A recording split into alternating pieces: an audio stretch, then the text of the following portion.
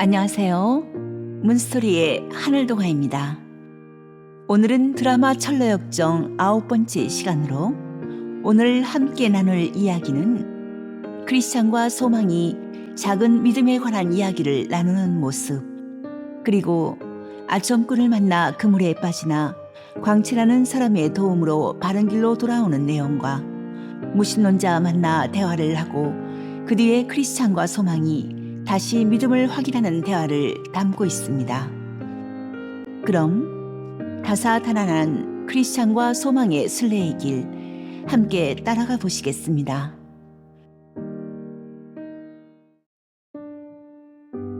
작은 믿음에 관한 이야기. 그 후 나는 다시 잠이 들어 꿈을 꾸기 시작했고 두 순례자가 산을 내려가 천성을 향해 대로로 따라가는 것을 보았다.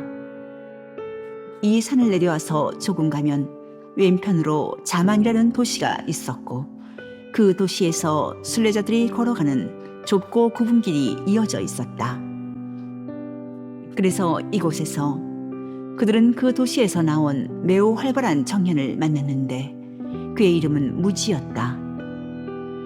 크리스찬은 그에게 어느 지방 출신이고 어디로 가고 있느냐고 물었다.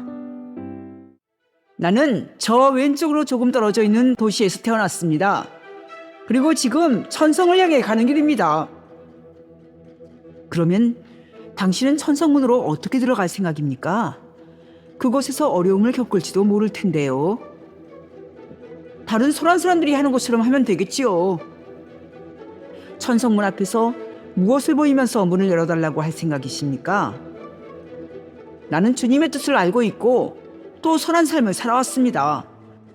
나는 모든 사람에게 마땅히 지불해야 할 것을 지불했고 기도했고 금식했고 11조를 냈고 자선금을 냈습니다.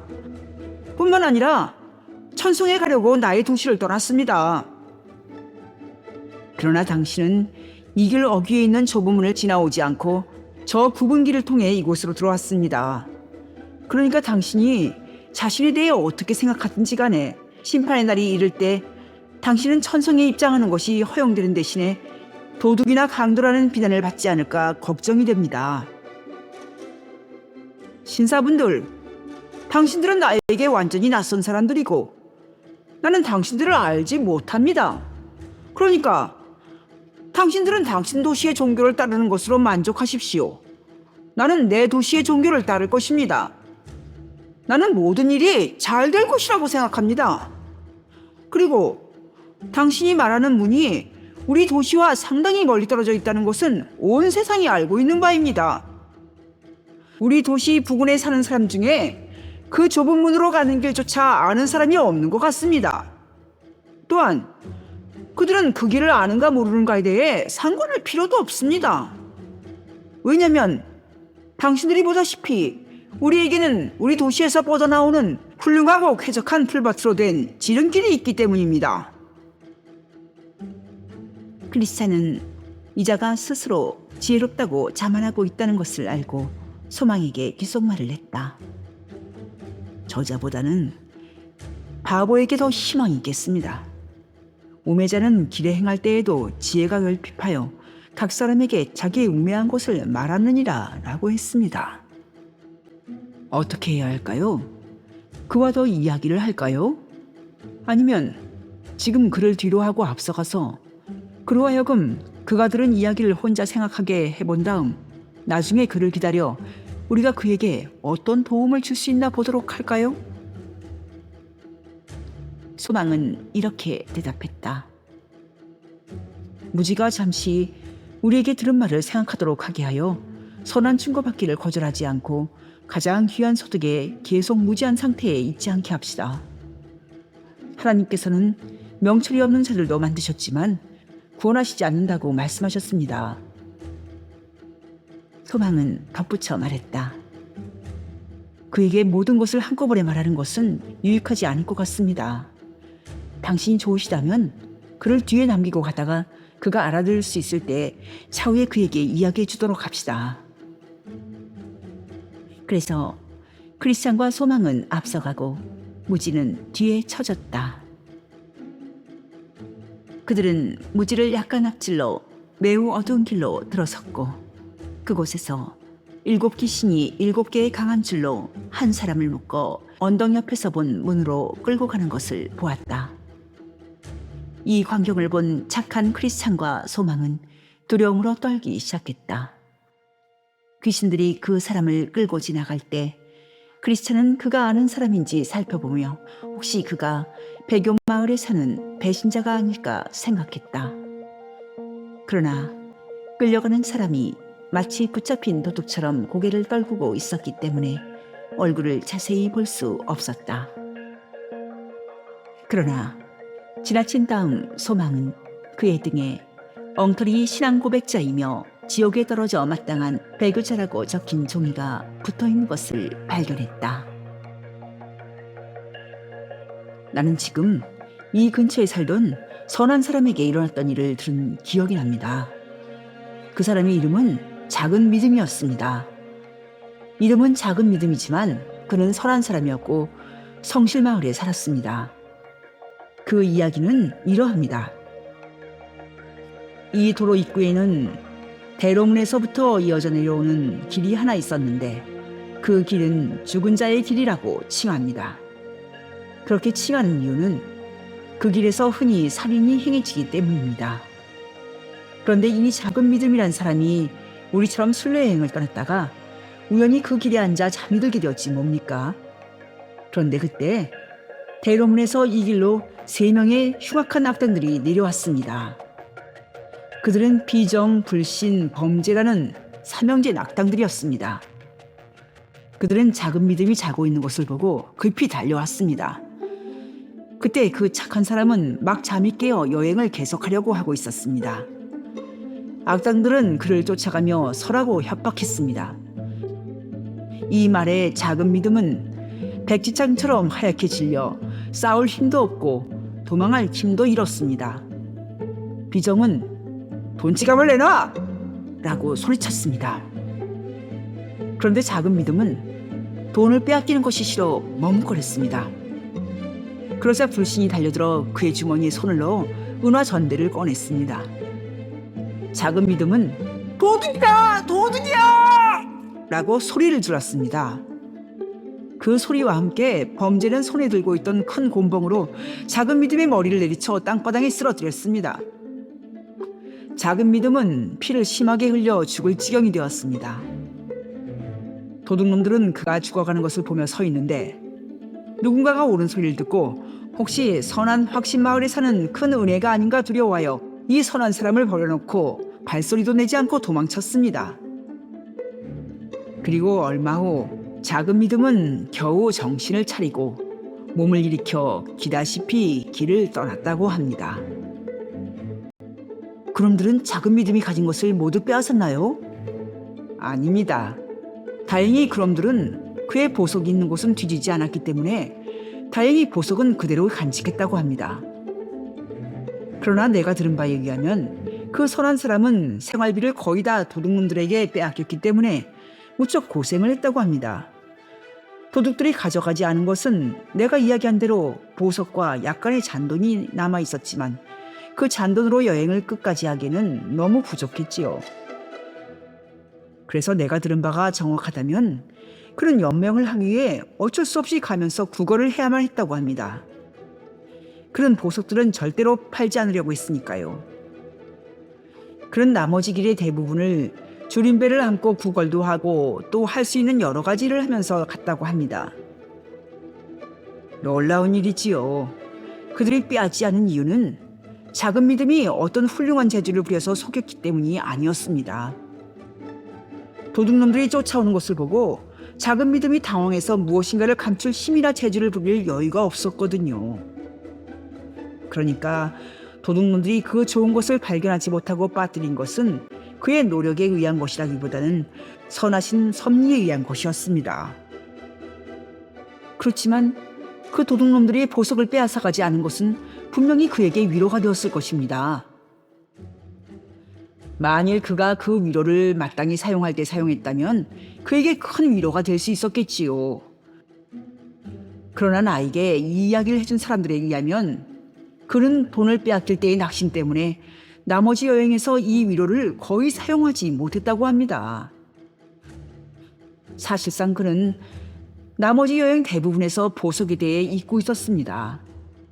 게다가 가끔 보석이 생각나서 위로를 얻기 시작하다가도 자신의 손실에 대한 생각이 다시 새롭게 떠올라 다른 모든 생각을 삼켜버리곤 했답니다. 저런 불쌍한 사람 같으니라고. 보석이 그에게는 큰 슬픔밖에 될 수 없었군요. 물론 정말로 슬픈 일이지요. 만일 우리가 그 사람처럼 낯선 곳에서 강도를 만나 상처를 입었다면 그 사람처럼 되지 않았을까요? 그 불쌍한 사람이 슬픔으로 죽지 않은 것이 이상한 일입니다. 내가 들은 바에 의하면 그는 거의 나머지 여행 내내 슬프고 비통한 불평만 길에 뿌렸다고 합니다.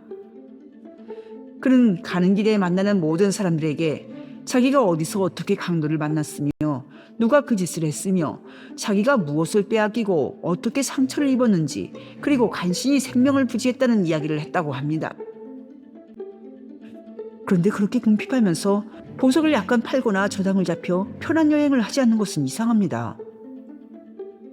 당신은 아직까지도 머리가 빈 달걀 껍질 같은 사람처럼 말하십니다. 그것을 저당 잡혀 무엇을 할 것이며 누구에게 팔겠습니까? 그가 강도당한 도시 전체에서 그의 보석은 값이 없는 것이며 또 그는 그렇게 얻을 수 있는 편안함을 원치 않았습니다. 뿐만 아니라 천성문 앞에서 그 보석들이 없었다면 그는 천성의 유업에서 배제된다는 것을 매우 잘 알고 있었습니다. 그리고 그렇게 되는 것은 그에게 있어 10,000명의 도둑들을 만나 봉배를 당하는 것보다 더 불행한 일이 되었을 것입니다. 형제님, 왜 그렇게 심하게 말하십니까? 에서는 팥죽 한 그릇을 얻기 위해 자신의 장자권을 팔았습니다. 그 장자권은 그의 가장 귀한 보석이었습니다. 에서가 그랬는데 어떻게 작은 믿음은 그렇게 하지 않을 수 있었을까 하는 것이 나의 의문입니다. 에서는 분명히 자기의 장자권을 팔았습니다. 그 외에도 많은 사람들이 그렇게 하고 있습니다. 그들은 그렇게 함으로 이 비열한 에서와 마찬가지로 자신들을 큰 축복으로부터 제외시킵니다. 그러나 당신은 에서와 작은 믿음 간의 그리고 그들의 재산 간의 차이를 알아야 합니다. 에서의 장자권은 상징적인 것이었지만 작은 믿음의 보석들은 상징이 아닙니다. 에서는 자기 배를 하나님으로 삼았지만 작은 믿음은 자신의 배를 하나님으로 삼지 않았습니다. 에서는 육체의 욕망만을 바랐으나 작은 믿음은 그렇지 않았습니다. 그 외에 에서는 자신의 정욕을 채우는 것보다 더 나은 것을 생각하지 않았습니다. 그는 내가 죽게 되었으니 이 장자의 명분이 내게 무엇이 유익하리요? 라고 말했습니다. 그러나 작은 믿음은 비록 그의 몫은 작은 믿음밖에 갖고 있지 않았지만 그는 그 작은 믿음에 의해 방종한 행동들을 물리치고 장자권을 판 에서처럼 보석을 팔기보다는 그 보석들을 소중히 여겼습니다. 성경 어느 곳에서도 에서가 믿음을 갖고 있다는 기록은 없었습니다. 작은 믿음조차도 그는 갖고 있지 않았습니다. 그러므로 저항할 믿음이 없는 사람에게 그러한 것처럼 육체만이 지배권을 행사하는 사람이 장자권과 영혼과 모든 것들을 지옥의 마귀에게 팔아먹는 것은 놀라운 일이 아닙니다. 왜냐하면 이런 자는 발정한 나귀와 같기 때문입니다. 그 성욕의 때에 누가 그것을 막으리요? 그들은 마음을 정욕에 두면 어떠한 대가를 지불하더라도 그 정욕을 소유하려고 합니다. 그러나 작은 믿음은 다른 기질의 소유자였습니다. 그는 신령한 일들에 마음을 두었습니다. 그의 양식은 영적인 것이며 하늘에서 내려오는 것이었습니다. 그러므로 그런 기질을 갖고 있는 사람은 자신의 보석들을 사려고 하는 자가 있다 하더라도 헛된 것으로 자기 마음을 채우기 위해 자신의 보석들을 팔 이유가 없습니다. 마른 풀로 배를 채우기 위해 돈을 낼 사람이 있겠습니까? 산비둘기 보고 까마귀처럼 썩은 고기를 먹고 살라고 설득할 수가 있겠습니까? 믿음 없는 자들은 육신의 정욕을 만족시키기 위해 자기들이 가진 것뿐만 아니라 자기 자신들까지도 완전히 저당 잡히거나 바라버릴 수가 있지만 구원의 믿음을 조금이라도 갖고 있는 사람들은 그렇게 하지 못합니다. 그러므로 형제님, 당신의 잘못된 판단이 바로 여기에 있는 것입니다. 내 잘못을 인정합니다. 그렇지만 당신의 심한 비난은 거의 내 분통을 터뜨리게 할 뻔했습니다.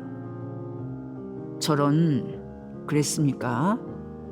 나는 단지 머리에 알껍질을 쓰고 미지의 길을 이리저리 달려보려고 하는 활발한 새새끼에 당신을 비유했을 뿐입니다.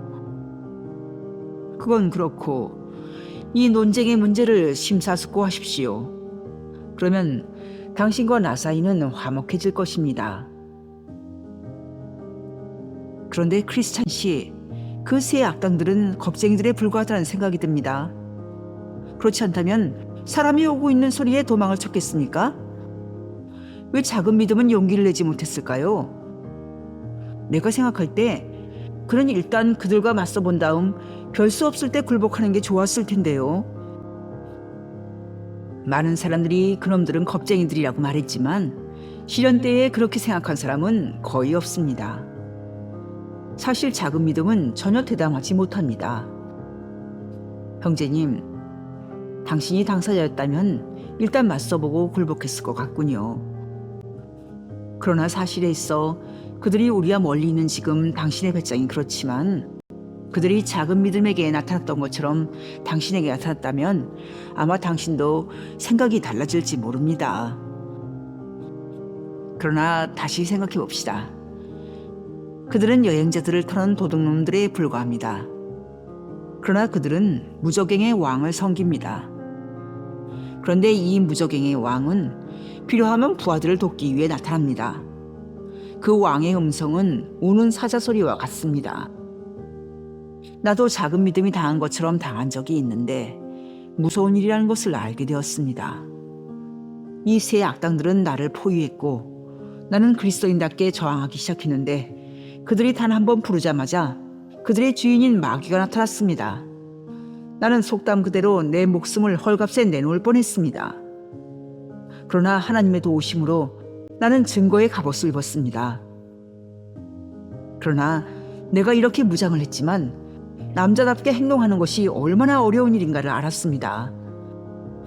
직접 싸움을 해보지 않은 사람은 우리가 참여하는 전투가 어떤 것인지 아무도 설명할 수 없습니다. 그렇지만 당신도 알다시피 그들은 큰 은혜라는 사람이 온다고 생각만 하므로 도망치지 않았습니까? 맞습니다. 큰 은혜가 나타나기만 하면 종종 그들과 그들의 주인까지도 도망을 칩니다. 그것은 놀랄 일이 아닙니다. 왜냐하면 큰 은혜는 우리 왕의 용사이기 때문입니다. 그러나 나는 당신이 작은 믿음과 우리 왕의 용사 간에 어떤 차이를 알아야 한다고 생각합니다. 우리 왕의 모든 국민들이 용사들인 것은 아닙니다. 시험을 받을 때 모든 국민들이 큰 은혜와 같은 무운을 세우지 못합니다. 모든 어린아이가 다윗이 했던 것처럼 골리앗을 쓰러뜨릴 것으로 생각하는 것이 합당할까요? 또 굴뚝새에게 황소의 힘이 있다고 생각하는 것이 옳을까요? 어떤 이들은 강하고 또 어떤 이들은 약합니다. 어떤 이들은 큰 믿음을 갖고 있는 반면에 어떤 이들은 작은 믿음을 갖고 있습니다. 작은 믿음 씨는 약한 사람이었기 때문에 싸움에서 졌습니다. 그때 큰 은혜가 나타났다면 좋았을 텐데요. 만일 큰 은혜였더라도 힘겨웠을 것입니다. 왜냐하면 비록 큰 은혜가 자신의 무기들을 훌륭하게 사용하고 칼끝으로 그들을 겨누고 있는 한 그들을 충분히 제압할 수 있지만 만일 비겁이나 불신이나 다른 자라도 그에게 접근하여 발을 걸어 넘어뜨린다면 일이 어려워질 것입니다. 당신도 아시겠지만 사람이 넘어지면 무력해집니다. 큰 은혜의 얼굴을 자세히 들여다본 사람은 나의 말을 증명해주는 상처와 흉터들을 발견할 것입니다. 나는 큰 은혜가 싸우면서 우리가 힘에 지나도록 심한 고생을 받아 살 소망까지 끊어졌도다 라고 말하는 것을 들은 적이 있습니다. 이 흉악한 악당들과 그 동료들이 다윗을 얼마나 신음하고 통곡하고 울부짖게 했습니까? 해만과 히스기야도 당시의 용사들이었음에도 불구하고 이들의 공격을 받았을 때 분발해야 했고, 분발했음에도 불구하고 그들의 겉옷은 악당들에 의해 심하게 손상되었습니다. 베드로도 자기가 할 수 있는 최선의 노력을 하고자 했습니다. 그러나 그는 사도들 중 수석 사도로 칭함을 받음에도 불구하고 악당들은 그로 하여금 결국 보잘것없는 어린 소녀를 두려워하게끔 만들었습니다. 게다가 악당들의 왕은 그들의 신호에 따라 움직입니다.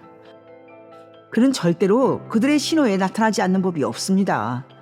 언제라도 그들이 불리할 때 그들의 왕은 가능한 그들을 돕기 위해 나타납니다. 그에 대해 성경은 이렇게 말합니다. 칼로 칠지라도 쓸데없고 창이나 살이나 작살도 소용이 없구나. 그것이 청을 초계같이 놋을 썩은 나무같이 여기니 살이라도 그것으로 도망하게 못하겠고 물매들도 그것에게는 겨같이 우기는구나. 몽둥이도 건불같이 보고 창을 던짐도 우습게 여기는도다. 이런 경우에 사람이 어떻게 칠 수 있겠습니까? 만일 사람이 항상 욥의 말을 갖고 있어 그 말을 탈 재주와 용기가 있다면 놀라운 일을 행할 수 있겠지요. 왜냐하면 그 말에 대해서는 이렇게 기록되어 있기 때문입니다. 말에 힘을 내가 주었느냐? 그 목에 흩날리는 갈기를 내가 입혔느냐? 내가 그것으로 메뚜기처럼 뛰게 하였느냐? 그 위험스런 콧소리가 두려우니라.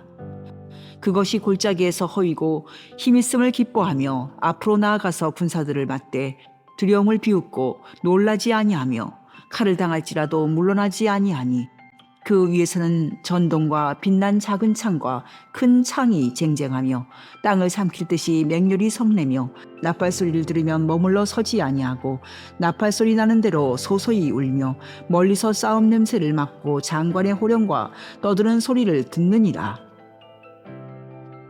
그러나 당신과 나 같은 포병들은 적을 만나기를 바라지 말고 다른 사람들이 실패했다는 이야기를 들을 때 우리는 더 잘할 수 있을 것처럼 큰 소리 내지 말고 우리는 담대하다고 생각하고 자만하지 말아야 합니다. 왜냐하면 그렇게 하는 자들은 대체로 시험을 당할 때 더 심한 어려움과 만나기 때문입니다. 내가 앞에서 언급한 베드로를 보십시오.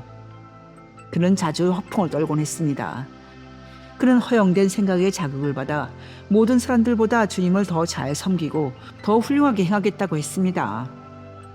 그러나 베드로처럼 악당들에게 패배를 당하고 쫓긴 사람이 누구이겠습니까?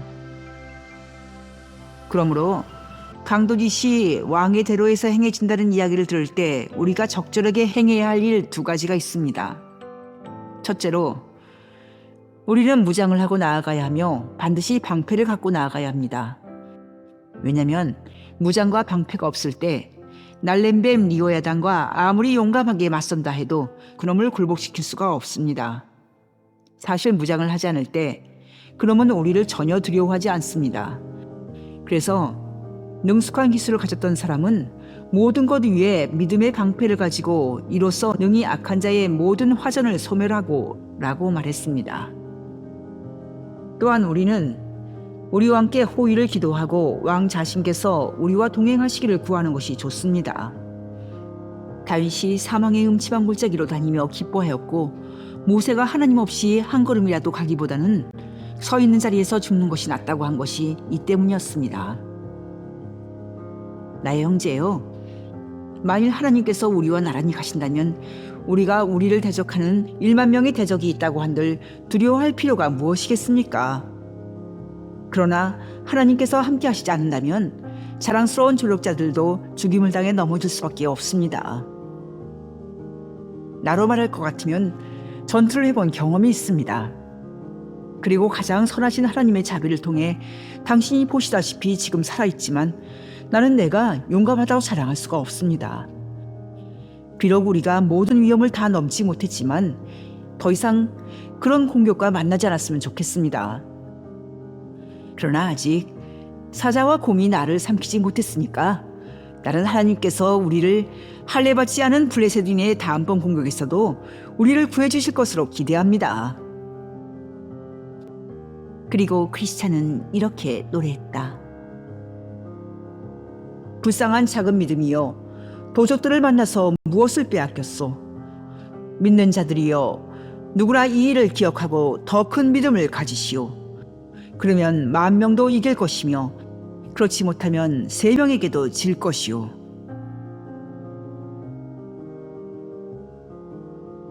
다른 길. 크리스찬과 소망은 계속 전진했고 무지도 계속 뒤를 쫓아왔다. 얼마 후 그들이 가는 길에서 또 한 길이 갈라지는 곳에 이르렀는데 그 길도 그들이 가야 하는 길과 마찬가지로 고다 보였다. 그래서 이곳에서 그들은 앞에 두 길이 모두 고다 보이므로 어떤 길을 선택해야 할지 몰라 우두커니 서서 생각을 하고 있었다. 그때 피부는 검으나 매우 밝은색 옷으로 검은 피부를 가진 한 남자가 그들에게 다가와서 왜 여기 서 있느냐고 물었다.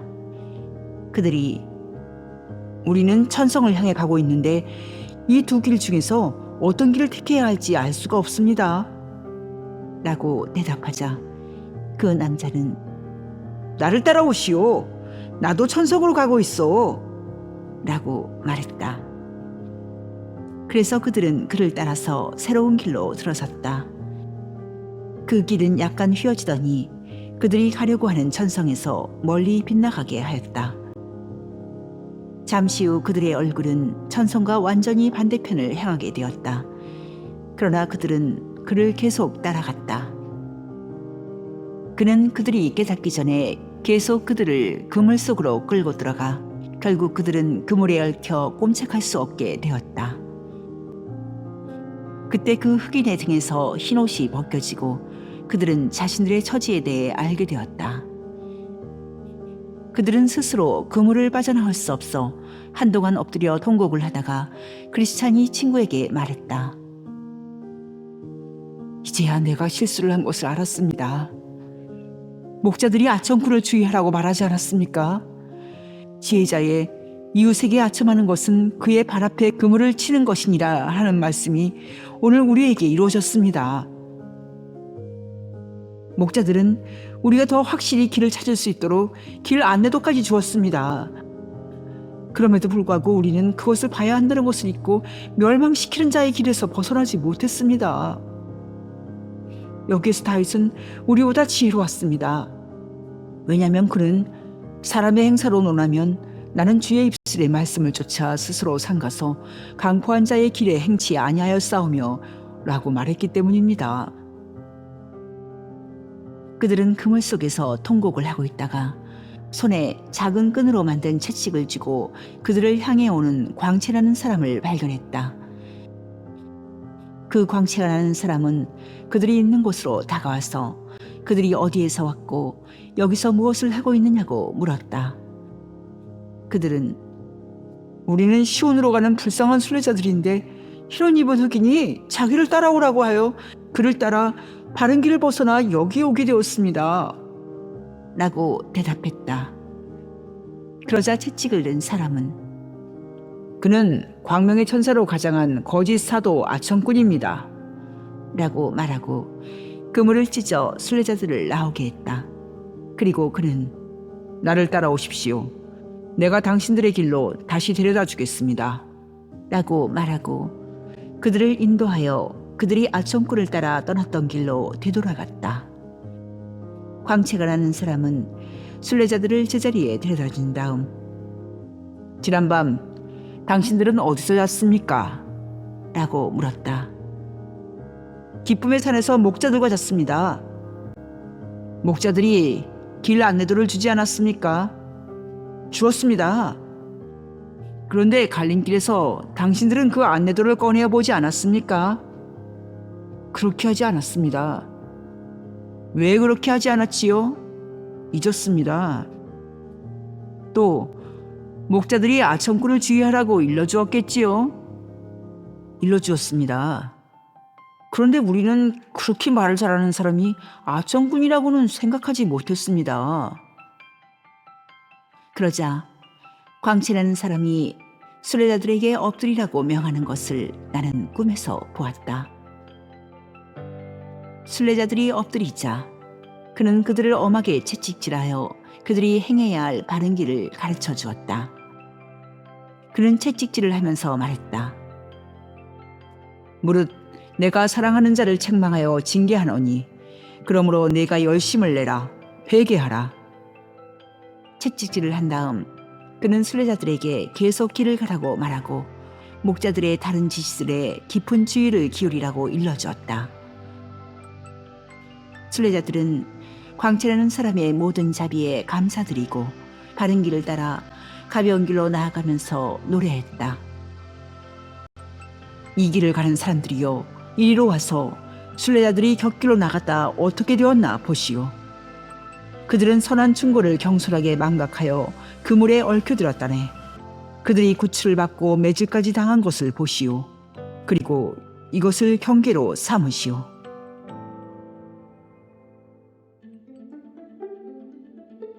무신론자와의 만남, 그리고 크리스찬과 소망의 대화.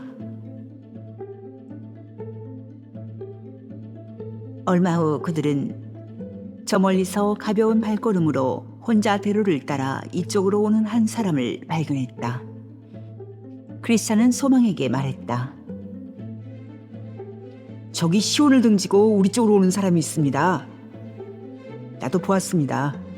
저 사람도 아청꾼일지 모르니까 정신을 똑똑히 차립시다. 그는 점점 가까이 와서 결국 순례자들을 만났다. 그의 이름은 무신론자였다. 그는 순례자들에게 어디로 가고 있느냐고 물었다. 우리는 시온산으로 가고 있습니다.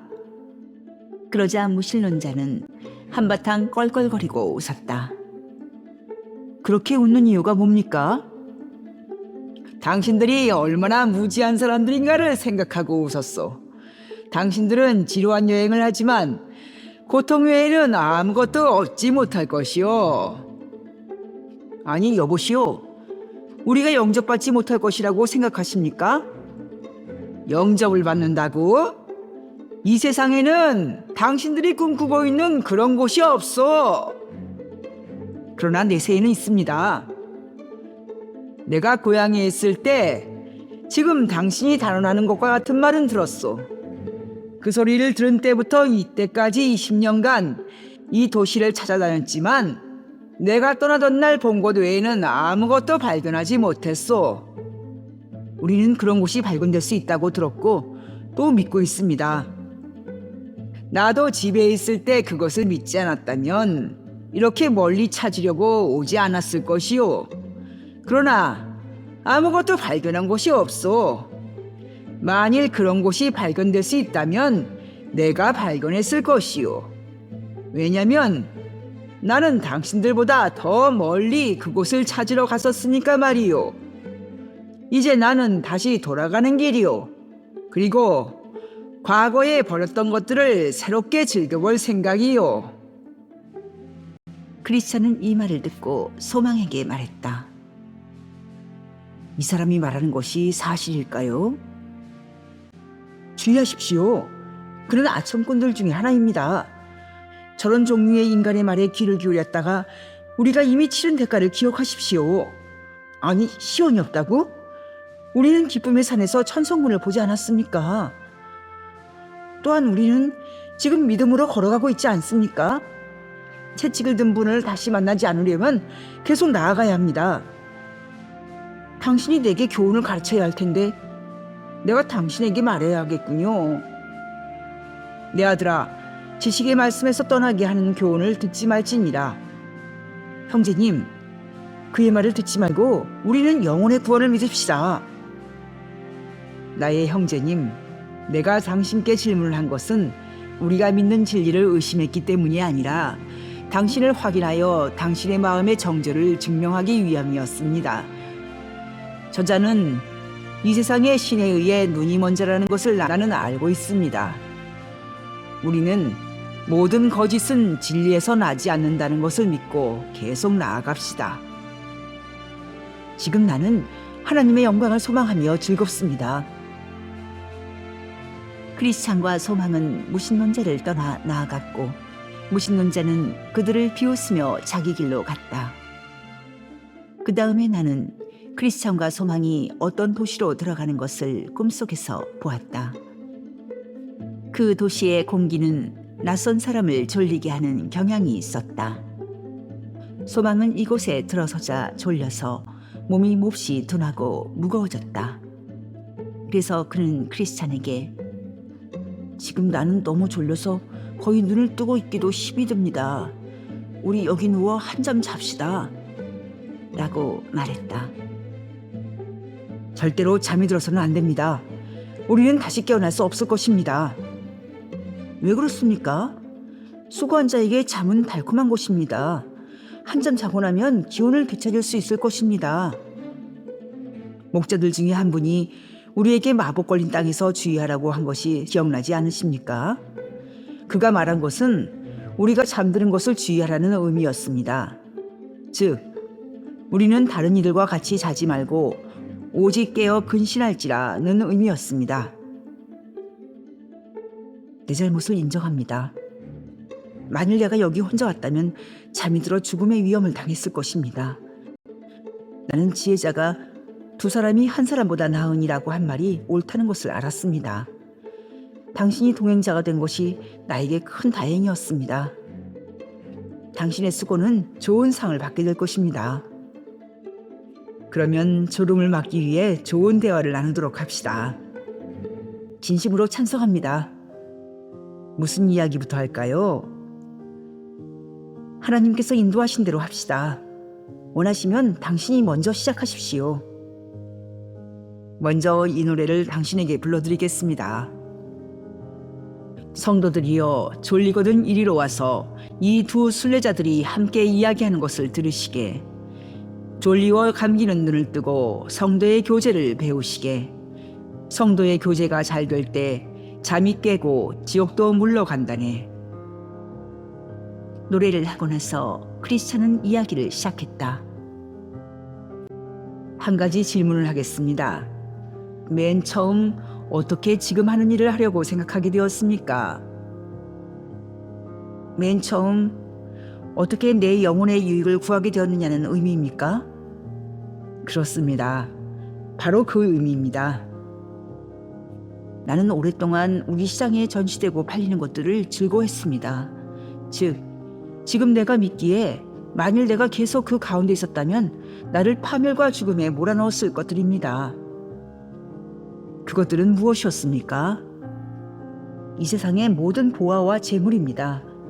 또한 나는 방탕과 잔치와 음주와 욕설과 거짓말과 부정과 안식일을 범하는 일 등의 영혼을 파괴하는 일들을 매우 즐겨했습니다. 그러나 마침내 나는 당신과 또한 헛된 시장에서 자신의 믿음과 선한 삶을 위해 죽음을 당하신 사랑하는 신실 씨에게서 신령한 일들을 듣고 깊이 생각하므로 이 일들의 마지막은 사망이요, 이를 인하여 하나님의 진노가 불순종의 아들들에게 임한다는 사실을 깨닫게 되었습니다. 그래서 당신은 즉시 그 확신의 힘아래 굴복했습니까? 아닙니다. 처음에 나는 죄가 악하다는 사실과 죄를 범하면 정죄가 따른다는 사실을 즉각 인정하려고 하지 않고 마음이 말씀에 의해 흔들리기 시작할 때 말씀의 빛에 나의 눈을 감으려고 애썼습니다. 하나님의 복되신 성령의 첫 번째 역사들에 대해 그런 태도를 취한 이유는 무엇이었습니까? 그 이유는 첫째, 나는 그것이 나에 대한 하나님의 역사인 것을 몰랐습니다. 나는 하나님께서 맨 처음 죄에 대한 각성을 시키심으로 죄인의 회심을 시작하신다고 전혀 생각하지 못했습니다. 둘째로, 죄는 여전히 내 육체에 매우 달콤했고 나는 죄를 떠나기가 싫었습니다. 셋째로, 나는 내 오랜 친구들과 어떻게 헤어질 수 있을지 알 수 없었습니다. 그들의 존재와 행동들은 나에게 너무 바람직한 것이었기 때문이었습니다. 넷째로, 죄의식이 나를 엄습할 때 너무 괴롭고 너무 두려워서 참을 수가 없었습니다. 너무나 고통스러워 그때를 기억만 해도 견딜 수가 없습니다. 그런데 가끔은 고통을 벗어났던 것으로 보입니다. 사실 그랬습니다. 그렇지만 다시 죄의식이 마음속으로 들어오곤 했는데 그때 나는 전과 같이, 아니 전보다 더 심하게 고통에 빠졌습니다.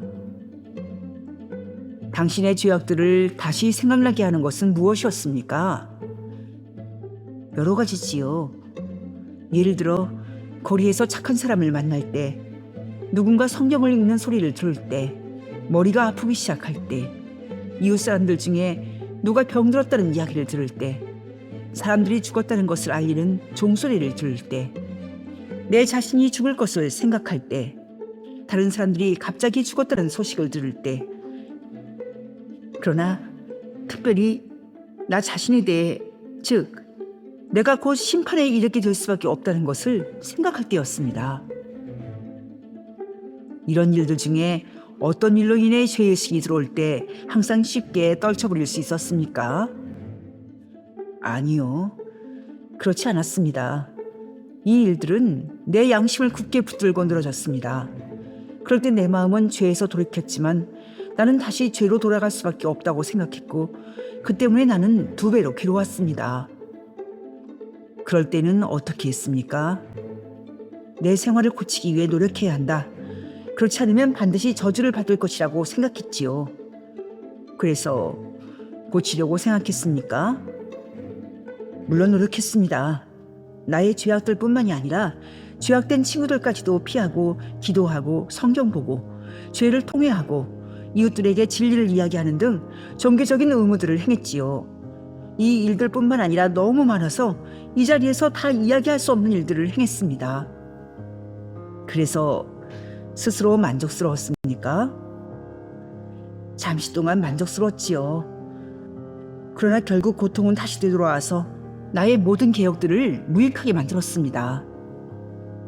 개혁을 한 다음 어떤 일이 일어났습니까? 여러 가지 일들이 일어났지요. 특히 우리의 의는 다 더러운 옷 같으며 너희도 명령받은 것을 다 행한 후에 이르기를 우리는 무익한 종이라 우리가 해야 할 일을 한 것뿐이라 할지니라. 율법의 행위로는 의롭다함을 얻을 육체가 없느니라. 그 밖에도 많은 비슷한 말씀들이 나에게 전달되었습니다. 그래서 나는 이렇게 나 자신을 설득하기 시작했습니다. 만일 나의 의가 더러운 옷 같다면, 만일 율법의 행위로 아무도 의롭다함을 얻을 수 없다면, 그리고 만일 우리가 모든 일을 다 행하고도 여전히 무익하다면 율법으로 천국에 가려고 하는 것은 어리석은 짓에 불과하다. 나는 더 나아가 이렇게 생각했습니다. 만일 어떤 사람이 가게에 100파운드의 빚을 졌다가 갚아야 할 것을 모두 갚은 후에도 과거의 빚이 가게 주인의 장부에 지워지지 않은 채 그대로 남아있다면 가게 주인은 그를 고소하여 그가 빚을 갚을 때까지 감옥에 가두어둘 수 있을 것이다 라고 말입니다. 그래서 이 생각을 어떻게 자신에게 적용했습니까? 나는 이렇게 자신에 대해 생각했습니다. 나는 나의 죄로 인해 하나님의 장부에 빚이 많이 기록되어 있다. 나의 현재 상태의 개선으로는 그 빚을 청산하지 못할 것이다. 그러니까 나는 내가 현재 하고 있는 모든 나의 개선들에도 불구하고 내가 과거에 지은 범죄로 말미암아 스스로 초래한 저주에서 어떻게 해방되어야 할 것인가를 깊이 생각하지 않으면 안 된다고 말입니다. 매우 훌륭한 적용입니다. 계속 이야기해 주십시오. 내가 개선을 한 후에도 여전히 나를 괴롭힌 또 한 가지 사실은 내가 당시 행한 최선의 일을 엄밀히 살펴보면 거기에 여전히 죄, 즉 새로운 죄가 섞여 있다는 것이 발견된다는 것이었습니다. 그래서 나는 이런 결론을 내릴 수밖에 없었습니다. 즉, 나는 과거에 내 자신과 여러 의무들을 어리석게 기만하는 죄악을 범한 것이 사실이다. 그러나 나의 과거의 삶이 흠이 없었다고 할지라도 나는 언젠가 나를 지옥에 보내기에 충분한 죄를 범하고 있다라고 말입니다. 그래서 어떻게 했습니까? 정말로 나는 어찌할 바를 알 수 없었습니다.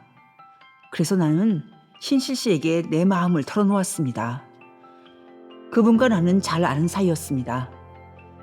신실 씨는 나에게 절대로 죄를 범한 적이 없으신 분의 의를 얻지 못한다면 나의 의나 세상의 모든 의를 얻는다 해도 내가 구원을 받을 수 없다고 말씀해 주셨습니다. 당신은 그가 진실을 이야기한다고 생각했습니까? 만일 내가 내 자신의 개선들로 만족할 때 그의 말을 들었다면 그의 수고에도 불구하고 그를 바보라고 칭했을 것입니다. 그러나 그때 나는 내 자신의 무력함을 알았고 또한 나의 최선의 행위에까지 달라붙어 있는 죄악을 발견했기 때문에 그의 생각을 받아들이지 않을 수 없었습니다. 그러나 신실 씨가 처음 당신에게 그 말을 해줄 때 당신은 진정으로 전혀 죄를 짓지 않았다고 이야기할 수 있는 사람이 발견될 수 있다고 생각했습니까? 솔직히 고백해서 처음에 그 말이 이상하게 들렸습니다. 그러나 그와 더 이야기하고 교제를 나눈 후에 그 말을 완전히 확신하게 되었습니다. 그래서 당신은 신실 씨에게 그분이 누구이고 그분에 의해 당신이 어떻게 의롭다함을 얻어야 하는가 질문하셨습니까? 그렇습니다. 그랬더니 신실 씨는 나에게 그분이 지극히 높으신 분 우편에 거하시는 주 예수님이라고 말해 주었습니다. 그리고 신실 씨는 이렇게 말했습니다. 당신은 예수님께서 육체로 계실 때 행하신 일과 나무에 달려 고난당하신 일을 믿음으로 예수님에 의해 의롭다함을 얻어야 한다고 말입니다. 나는 예수님의 의가 어떻게 하나님 앞에서 다른 사람을 의롭게 하는 효력을 가질 수 있냐고 다시 질문했습니다. 그랬더니 신실 씨는 나에게 예수님은 전능하신 하나님이시며 또 행하신 일과 죽으심은 자신을 위함이 아니라 나를 위한 것으로 내가 그를 믿으면 그의 행하신 일들과 그 일들의 가치가 나에게 전가된다고 설명해 주었습니다. 그래서 당신은 어떻게 했습니까? 나는 예수님이 나를 구원해 주고 싶지 않으실 것이라고 생각하고 믿지 못하겠다고 했습니다. 그랬더니 신실 씨가 뭐라고 하던가요? 예수님께로 가서 만나보라고 했습니다. 그래서 나는 그것은 건방스러운 짓이라고 말했습니다. 그랬더니 신실 씨는 아닙니다. 당신은 오라는 초청을 받았습니다. 라고 말하고 내가 아무 꺼리낌 없이 가도록 격려하기 위해 예수님이 지으신 책을 주며 그 책에 대해 이렇게 말씀하셨습니다. 천지는 없어지겠으나 이 책에 쓰인 말씀은 1.1획이라도 없어지지 아니합니다. 그래서 나는 내가 가서 어떻게 해야 하느냐고 물었습니다. 신실 씨는 당신은 무릎을 꿇고 당신의 마음과 뜻을 다해 아버지께 예수님을 계시해달라고 기도해야 합니다. 라고 말했습니다. 나는 또 어떻게 간구를 드려야 하느냐고 물었습니다. 신실 씨는 가보시오. 그러면 당신은 은혜의 보좌에 항상 앉아 계시사 나오는 모든 사람들에게 용서와 자비를 베푸시는 분을 발견할 것입니다. 라고 말했습니다. 나는 신실 씨에게 내가 가서 무슨 말을 해야 할지 모르겠다고 말했습니다. 그러자 신실 씨는 나에게 이렇게 말하라고 일러주었습니다. 하나님 아버지시여, 죄인인 저를 긍휼히 여기소서. 나로 하여금 예수 그리스도를 알고 믿게 하시옵소서. 만일 예수님의 의가 없다면, 그리고 의를 믿지 않는다면 저는 완전히 버림을 당할 수밖에 없음을 알기 때문이니이다. 주여, 저는 당신께서 긍휼하신 하나님이시고 독생자 예수 그리스도를 세상의 구주가 되시도록 정하신 것을 아나이다. 그뿐만이 아니라 당신께서 나 같은 불쌍한 죄인에게 그리스도를 기쁘게 주신다는 것을 아나이다. 그러니 주님이시여, 저를 용납하시사 나의 영혼을 구원하심으로 당신의 은혜를 나타내시옵소서. 성자 예수 그리스도의 이름으로 기도하옵나이다. 아멘. 그래서 당신은 시킨 대로 했습니까? 물론입니다. 수없이 되풀이해서 했습니다. 그리고 아버지께서 아들을 당신께 계시하셨습니까? 아니요. 첫 번째도 두 번째도 세 번째도 네 번째도 다섯 번째도 여섯 번째도 계시하지 않으셨습니다. 그래서 어떻게 했습니까? 어떻게 했느냐고요? 정말 어떻게 해야 할지 알 수 없었습니다. 기도를 그만두려고 생각하지 않았습니까? 왜 안 했겠습니까? 수백 번 더 했을 것입니다. 그런데 왜 그만두지 않았습니까? 나는 내가 들은 말, 즉 그리스도 외에는 온 세상이라도 나를 구원할 수 없다는 말이 진실이라고 믿었습니다. 그래서 나는 기도를 그만두면 죽을 것 같아 은혜의 보좌 앞에서 죽을 수밖에 없다고 스스로 다짐했습니다. 그때 내 마음에 비록 더딜지라도 기다리라, 지체되지 않고 정령 응하리라는 말씀이 떠올랐습니다. 그래서 나는 아버지께서 아들을 내게 보여주실 때까지 기도를 계속했습니다. 어떻게 그리스도께서 당신에게 나타나셨습니까? 나는 그리스도를 육체의 눈으로 본 것이 아니라 마음의 눈으로 보았습니다. 그 일은 이렇게 된 일이었습니다. 어느 날 나는 매우 슬펐습니다. 평생에 그렇게 슬펐던 적이 없었을 것입니다. 그 슬픔은 나의 죄악들이 얼마나 크고 추악한지를 새롭게 깨닫게 되므로 생겨난 것이었습니다. 그래서 그때 나는 지옥과 내 영혼의 영원한 정죄 외에는 기대하고 있지 않았습니다. 그런데 갑자기 주 예수님께서 하늘에서 나를 내려다보시며 주 예수 그리스도를 믿으라. 그리하면 내가 구원을 얻으리라. 라고 말씀하시는 모습을 내가 배운 것 같이 생각되었습니다. 나는 주여, 나는 정말로 큰 죄인입니다. 라고 대답했습니다. 그러자 주님은 내 은혜가 내게 족하도다 라고 말씀하셨습니다. 나는 그런데 주님이시여, 믿음이란 무엇입니까?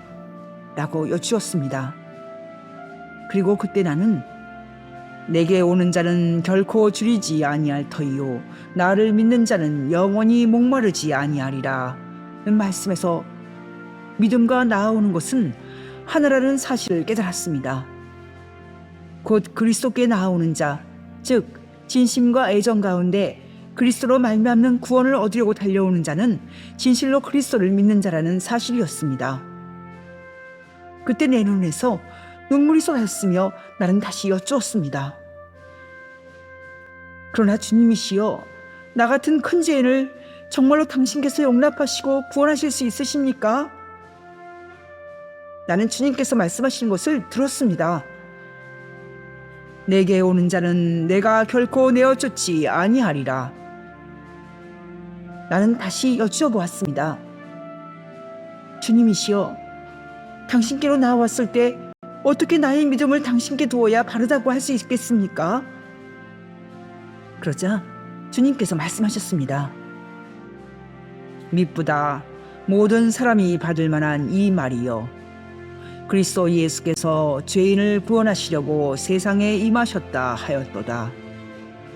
그리스도는 모든 믿는 자에게 의를 이루기 위하여 율법의 마침이 되시니라. 예수는 우리 범죄함을 위하여 내어짐이 되고 또한 우리의 의롭다 하심을 위하여 살아나셨느니라. 그는 하나님과 우리 사이의 중보시라. 그가 항상 살아서 우리를 위하여 간구하심이라. 이 모든 말씀에서 나는 내가 그리스도의 인격 안에 있는 의와 그의 피로 말미암은 내 죄를 대신한 보상을 구해야 한다는 사실을 깨달았고, 또한 그리스도께서 아버지의 율법에 대한 복종과 그로 말미암아 징벌을 받으심으로 행하신 일이 자신을 위한 일이 아니라 구원을 받아들이고 감사하는 자들을 위한 일이라는 사실도 깨달았습니다. 그때의 나의 가슴은 기쁨으로 가득 찼고 나의 눈에는 눈물이 가득했습니다. 그리고 나의 감정은 예수 그리스도의 이름과 백성과 진리들에 대한 사랑으로 차고 넘쳤습니다. 진실로 그것은 당신의 영혼에 나타나신 그리스도의 계시였습니다. 그런데 이 일로 당신의 심경에 특별히 어떤 결과들이 일어났는지도 이야기해 주십시오. 그 일로 나는 온 세상이 갖고 있는 모든 의에도 불구하고 저주의 상태에 있다는 것을 알게 되었습니다. 그리고 아버지 하나님께서 공의로우심에도 불구하고 자기에게 나아오는 죄인을 공의롭게 의롭다 하실 수 있으시다는 것도 알았습니다. 또한 그 일로 나는 나의 과거의 더러운 생활을 크게 부끄러워하고 나의 무지를 깨닫게 되었습니다. 전에 있었던 생각이 내 심령에 떠올랐고 예수 그리스도의 아름다움이 나에게 보였습니다. 나는 거룩한 삶을 사랑하게 되었고 주 예수님의 이름에 존귀와 영광을 드리기 위해 무슨 일을 하고 싶어졌습니다. 진실로 나는 내 몸에 100갤런의 피가 있다면 그 피를 주 예수님을 위해 다 쏟아부어 드릴 수 있다고 생각했습니다.